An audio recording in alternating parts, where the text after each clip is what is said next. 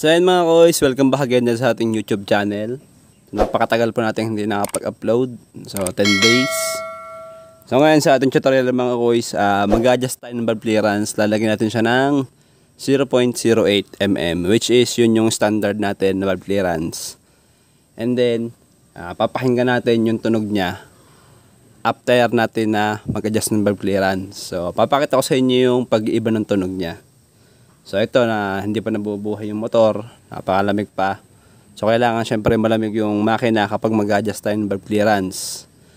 So yung ating procedure kung paano mag-adjust, na-vlog ko na yan, hanapin nyo na lang po sa channel.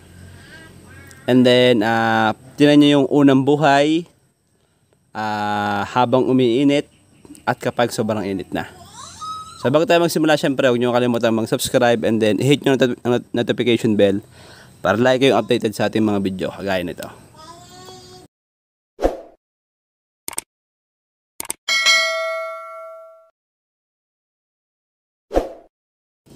So yun mga koys, nakalas na natin yung cover ng ibabaw ng TMX, tapos nakatap dead center na yan. So kailangan sa compression stroke tayo adjust ng valve clearance. So napaliwanag ko na naman sa inyo paano siya i-tap dead. Kasi pag compression stroke, parehas po nakasarado yung ating valve. So kung mapapansin nyo dyan, meron siyang clearance. Parehas siya may clearance. Kasi kapag sa ibang stroke tayo nakapag-adjust, mamamali po yung ating adjustment. Mangyayari po dyan is tutukod siya or magkakameron siya ng rough idling. Mamamali po yung valve clearance nyo.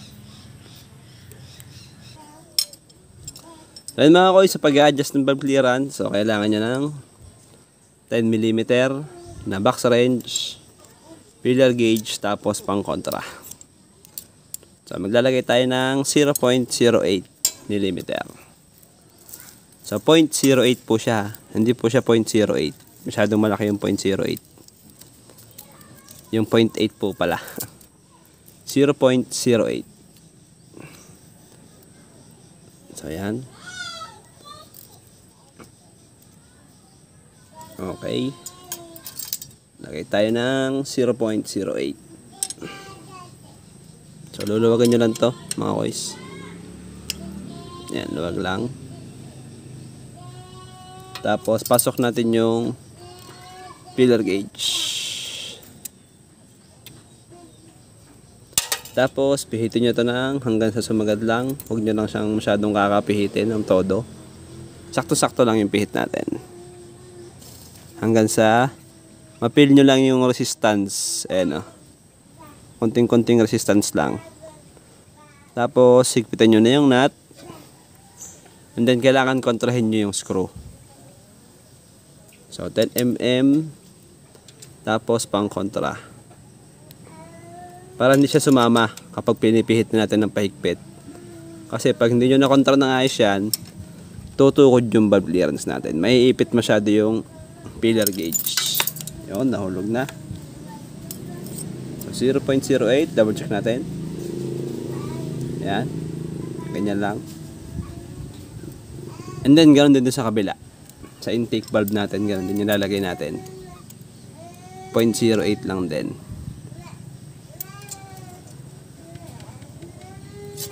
So yung 0.08, yan yung standard ni TMX.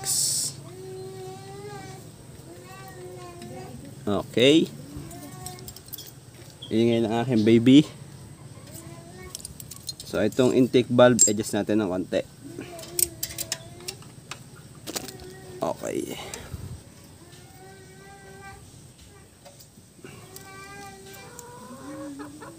Ang ingay ng aking baby, nangangangaw-ngaw.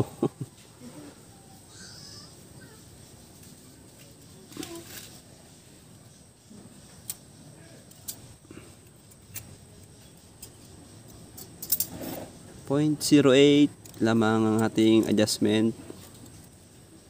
Sa mga nagtatanong kung bakit mas mabilis lumaki yung clearance ng intake valve. So yung intake valve natin is iba, mas iba yung uri nung pagkabakal ng exhaust valve natin. So yun nga ating exhaust valve, hindi po siya dumidikit sa magnet. So ito is yung ating intake valve is dumidikit siya sa magnet. Yung pag-uri ng bakal niya.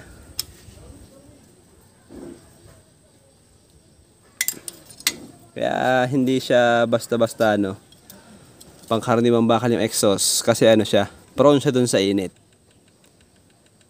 Doon na inilalabas yung burn gases.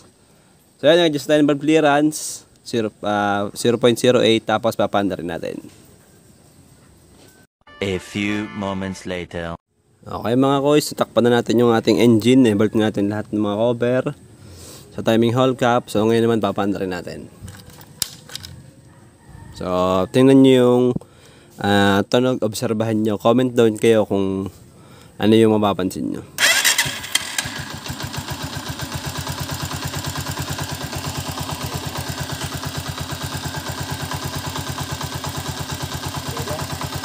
So yun yung kanyang tunog, normal na valve clearance 0.08. Mapapansin nyo, meron siyang konting lagitik. So habang umiinit yan, nag-warm up, ang unang nag-expand is yung ating cylinder head kasi ito yung alloy. Yan yung una nating mag-expand. So aangat yan. So mas liliit yung valve clearance. So habang tumatagal, pag sobrang init na, yung clearance na nilagay natin, mas lumalaki pa siya. Yun yung 0.08. So kung mapapansin nyo, pag yung clearance mas lumaki, pag sobrang init na lumagitik, normal lang po yun. So wag lang yung pagkaunang buhay nyo pa lang, sobrang lakas na talaga nung lagitik nya.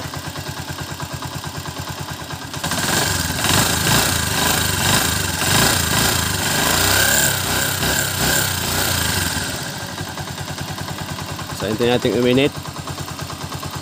Painitin natin, tingnan natin kung ano yung kung sobrang ingay.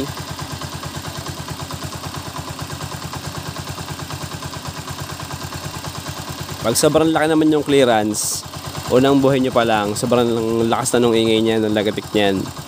Pero once na kayo nag-warm up, medyo umiinit na yung head natin na humihilab na yung cylinder head, yung sink. Humihina siya. And then, kapag sobrang init na yun, mas malakas na, sobrang lakas na nung lagatik nung TMX natin.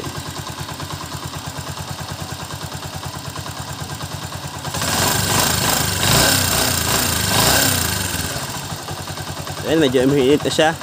Ayan umiinit na yung cylinder head. Pero yung tunog niya is, nagkameron siya ng minimal na lagatik. So yan, 0.08. Okay lang siya. Normal lang siya doon sa TMX. Kasi yun yung standard niya. Pero kung naiingayan kayo, pwede nyo siyang gawing 0.06. So yun lang mga boys. Don't forget to subscribe and huwag nyo kalimutan i-share yung ating video.